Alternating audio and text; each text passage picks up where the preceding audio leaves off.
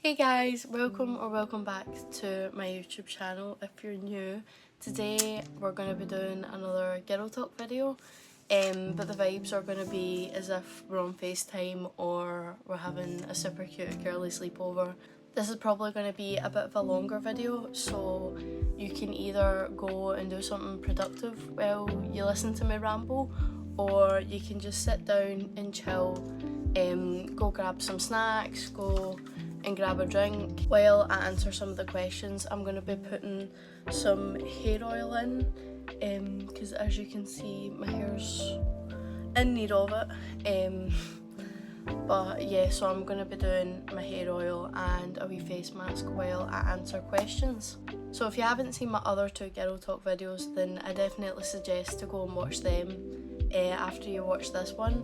But basically what I do is on my social medias I put on a link to a kind of question platform, and then I get you guys to send me any questions or advice you're looking for on anything. It can be to do with mental health, it can be to do with friendships, body image, insecurities, like literally anything.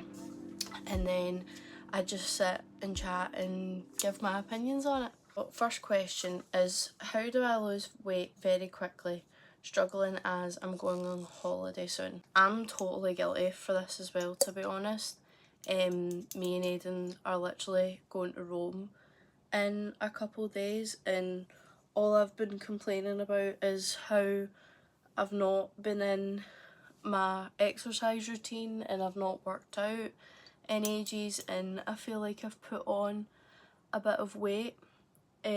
So it is totally normal to feel like that, but at the same time you shouldn't feel as if just because you're going on holiday you need to be thinner, if that makes sense. Like, anybody in a bikini is a bikini body. Like, a bikini body is not someone who has got a small waist and a big bum. I feel like you shouldn't feel the need to change your body or lose weight just because you're going on holiday. So you can really lose weight quickly. There is very unhealthy things that people do out there to try and lose weight very quickly, but that honestly just damages you more than it helps you. I definitely say try and build up your confidence before you go on holiday, rather than trying to change your body. Next question is, essentials for starting uni, what should I bring? Now, I think I'm going to do like a prep for uni vlog before I go back. So probably coming up in the next month or week or so. Let me know if you guys want that. I'm probably just going to be sitting and talking about my experience as a first year going into second year student and going into depth about what I think you should bring and prepare for before uni. But I would recommend bringing a comfortable size bag.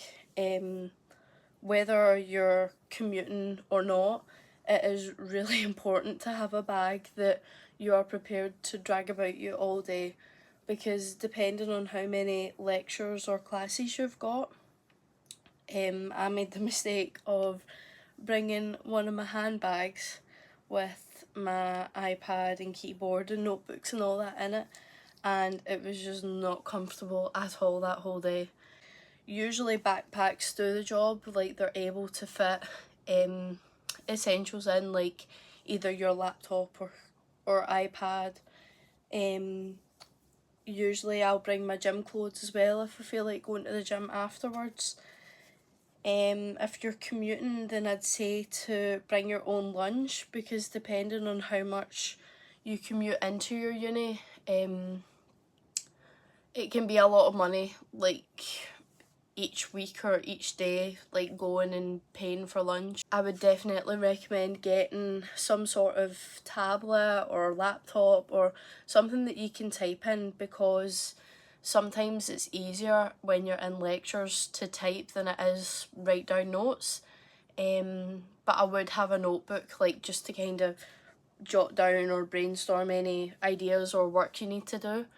But I wouldn't have like one for each module or each class that you have. I would just have one big one that you can kind of just scribble in, or even one that has like the dividers in it, because I doubt that you're going to need, you know, 3 or 4 notebooks for each module that you're doing. But again, that just depends on what it is you're taking. I really struggle motivating myself to get up and do stuff. How do you fix that? It's definitely not easy always being able to wake up in the morning and motivate yourself, but I definitely start off small. At least try and get one thing done each day. One thing that I do find that helps is rewarding yourself. Now, it literally is like teaching a dog, like when you teach a dog how to sit and stuff like that, and then you give them a treat. That is literally what you can do with yourself. And by that I mean, say you've got 3 things to do on your list, okay? You do the first thing, then you can treat yourself to a half-hour break or something. But then you stop and do a second thing, then you can treat yourself to a Costa or a Starbucks. And then say you get everything done in the day. What I like to do is treat myself with a little bit of shopping, whether that's online or a wee day out. I just find that it helps motivating you to get stuff done, because you know that by the end of it, you know, you're going to be rewarded, you're going to get something good, even if at the time you're like, oh, I can't really be bothered, I don't want to do this. You're still going to have a good outcome whether you get it done to the best of your abilities or not. Don't push yourself into trying to get everything done in the one. Like, spread it out, take your time, let it come to you naturally, and just think about why. Like, why do you want to get stuff done? Why do you want to be productive? Even without the rewards, once you complete something, just think about how good you're going to feel knowing that, you know, you got up and you did something, whether it was making your bed or tidying your room, or whether it was, you know, something that takes a lot of effort and a lot of hard work. It's different for everybody, so whatever you feel like is right and comes to you, you should feel proud of. So for the next question, what's your tips on battling mental health throughout education, such as university? How do you manage both? Now, as a girl that has finished her first year at uni and is going into a second year, and know that it's probably like first year's going to be the easiest year ever compared to, you know, my next couple of years, self-care and looking after yourself is definitely one of the most important things that you should be doing while you're in education, whether that is university or college or high school.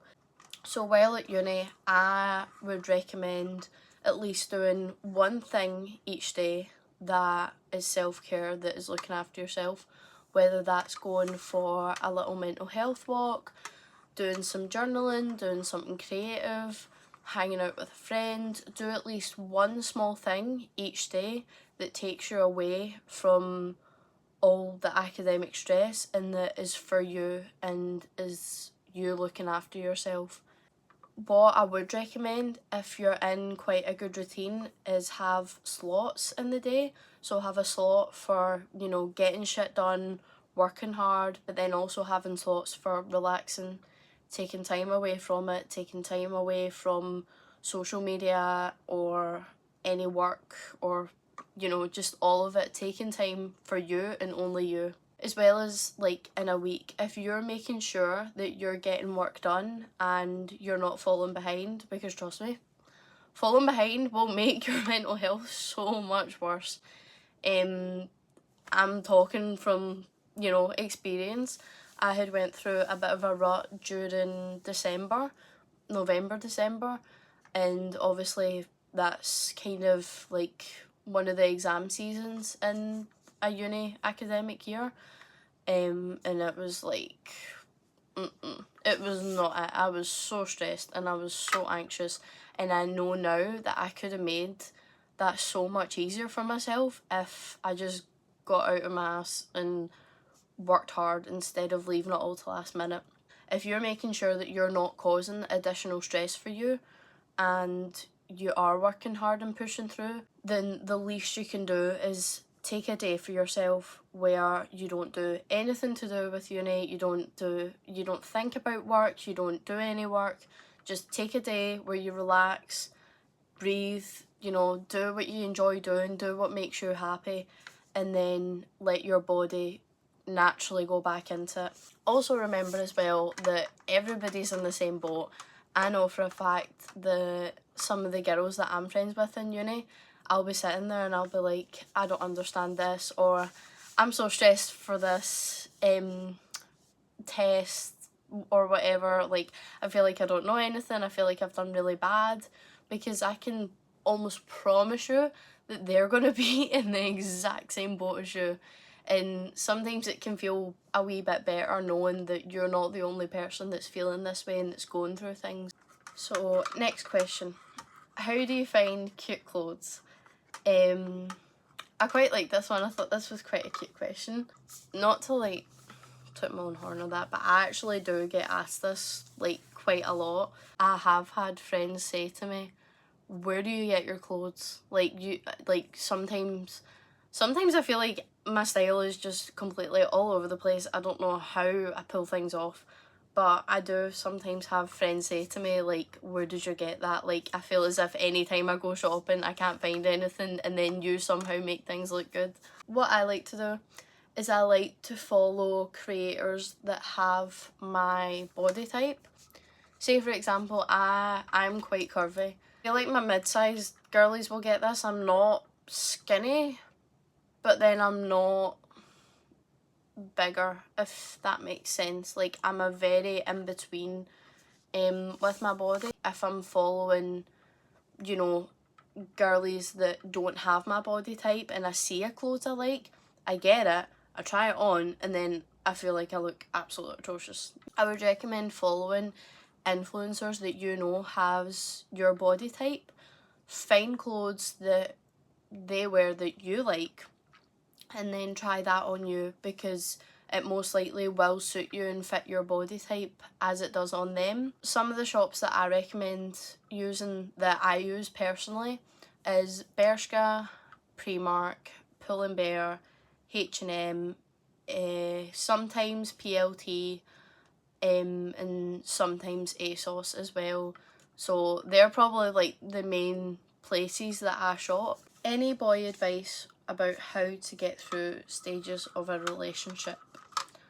Now, when I got this question, I didn't really understand what it meant fully. Like, I didn't really understand if this was a guy asking for advice on a relationship, or if this was, you know, someone asking about being in a relationship with a guy, if that makes sense. So I'm just going to answer it the way that I kind of took it first. There's always different stages in the relationship. I feel like everybody knows about the honeymoon stage, which is just right at the start, where you're so in love with each other, you absolutely adore each other, and you feel like, oh my god, this is the one, this is my person, they're my everything, blah blah blah. You don't kind of see any faults or any red flags because you're just so obsessed.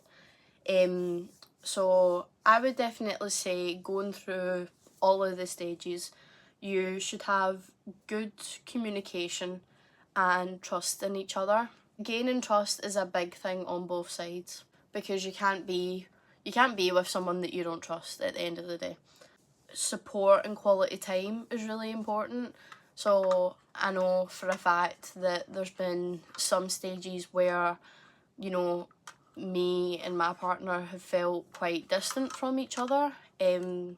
Either both of us or one of us has felt that way, and what we've done is we've honestly just communicated that to each other and then worked on that. So that's something that I feel like you need to do. If there's ever a problem or something that you feel you're lacking in your relationship, then always make them aware of that. And if they truly are like the right one for you, then once you make them aware of a problem, they're going to work on changing that and work on making you and the relationship comfortable and happy. If you want it to work at the end of the day, then you need to be honest with them and honest with yourself.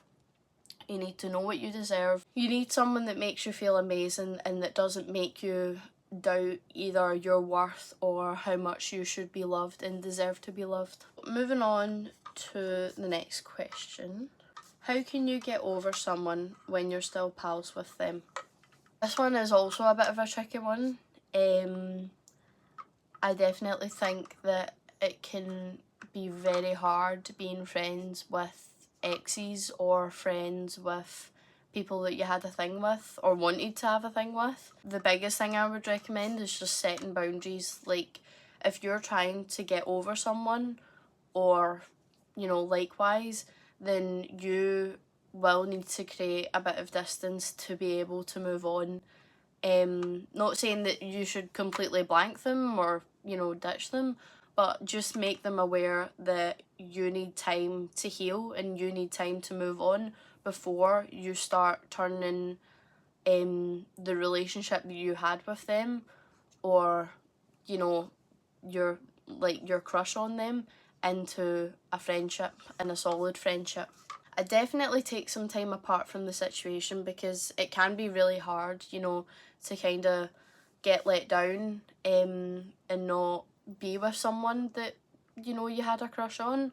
So I'd take time apart from the situation and focus on yourself and other people such as your friends, or even try connecting with new people and prioritise your relationship with them rather than thinking about, you know, your past relationships. You just need to understand that sometimes for friendships to work, that you need to create some distance first, or you need to grow apart for a while to be able to then move on and reconnect.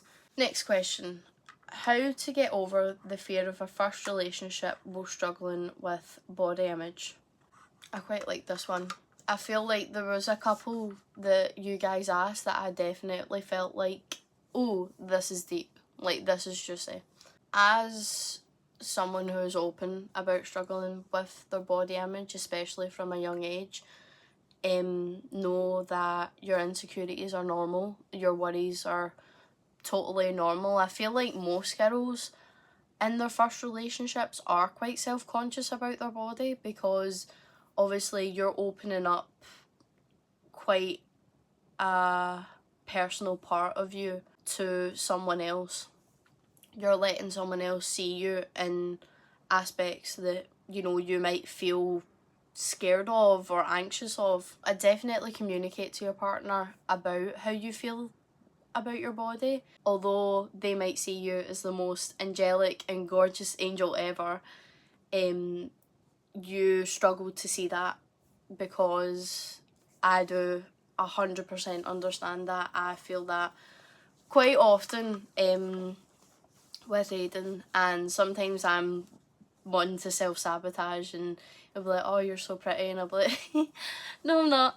Do you know what? That's normal. That is so normal. So don't feel like this is something that other girls don't go through, because I am pretty sure that a lot of us do and a lot of us understand where you're coming from. Try work on loving your body and growing confident, but also look to get that reassurance and that love and support from your partner as well.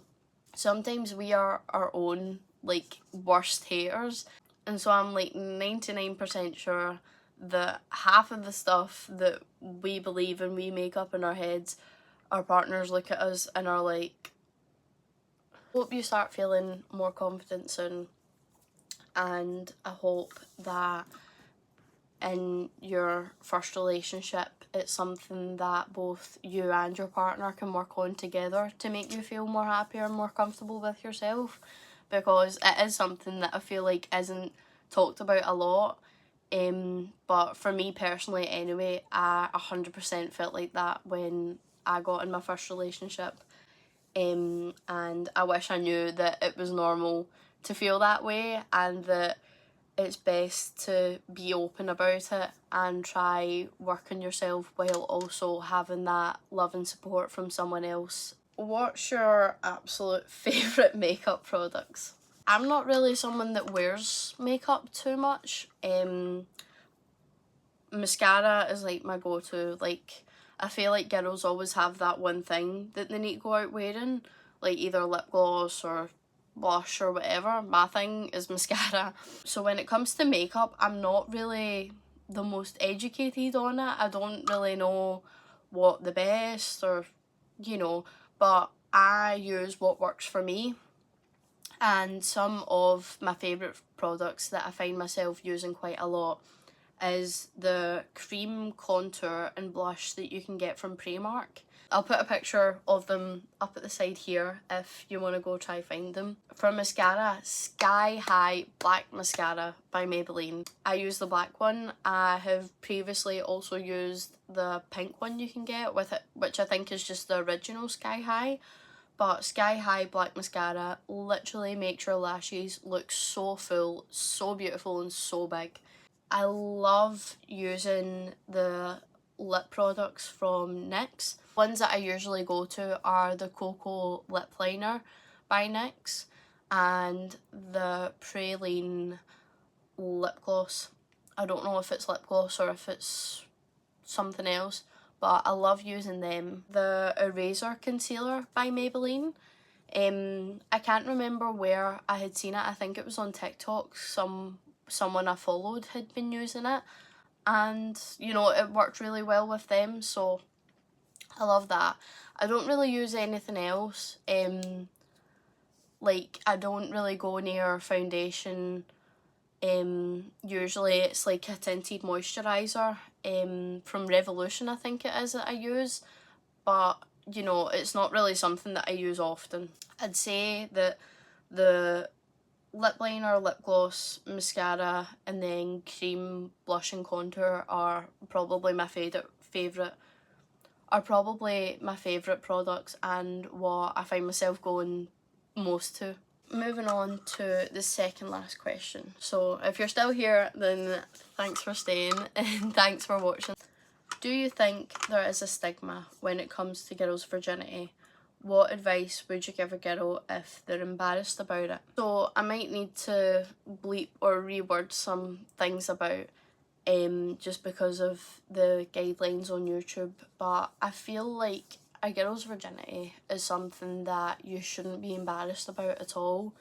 It is something private and it's something personal, and same as relationships, it's something that I don't feel like other people should have a say on, should have an opinion on, because at the end of the day, it's nothing to do with them. It's not their situation, it's not their life. It's something to do with you and another person. Do I think there's a stigma when it comes to girls' virginity?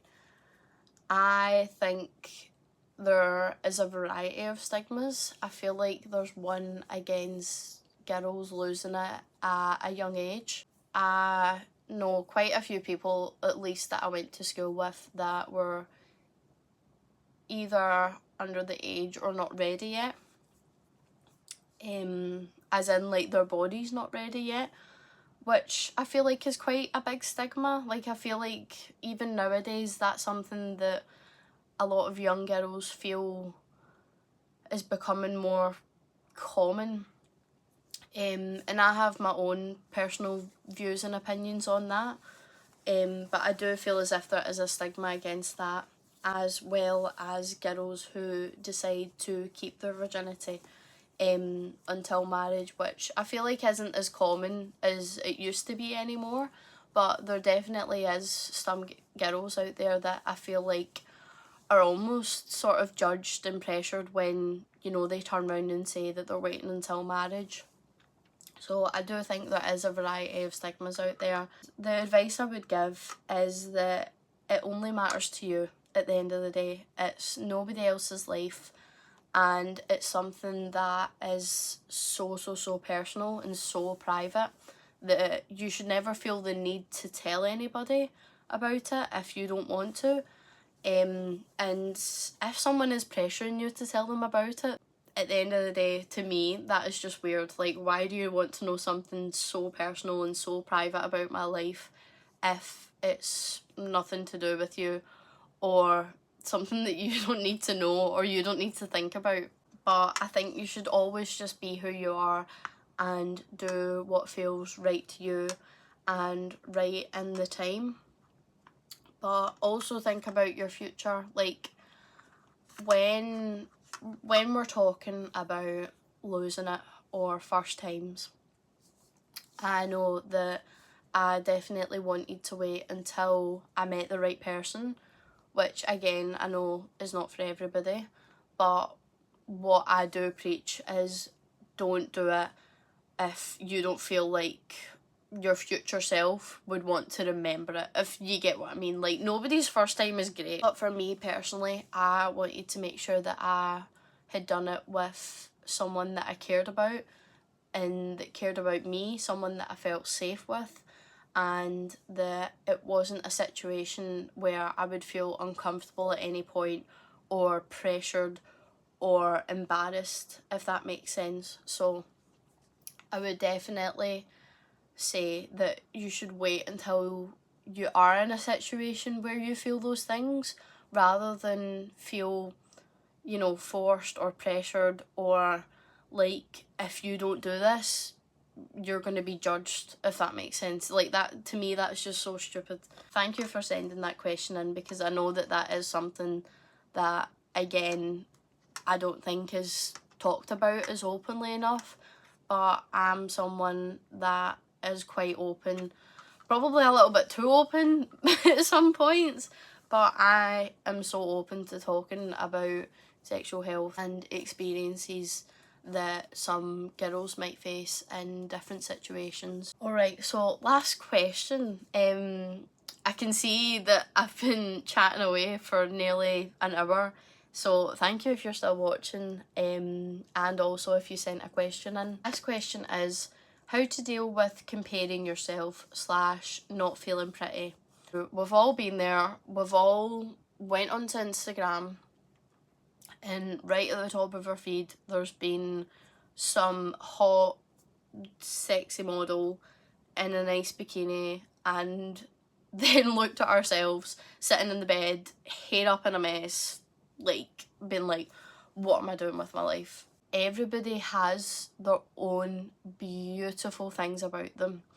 I feel like I've answered a question like this in one of my previous Girl Talk videos, which I'm not sure how I answered it, but what I feel for the now is that if you feel you're comparing yourself to others, then either in person or online, then what I would do is I would disconnect from people or influencers that make you feel self-conscious, unfollow any toxic influencers that, you know, tell you to start all these ridiculous diets if you want to look like them. At the end of the day, nobody's body is the same, nobody is the same person. You should follow people that tell you to embrace your beauty and embrace your own body, rather than try and change it to be like them and be healthy.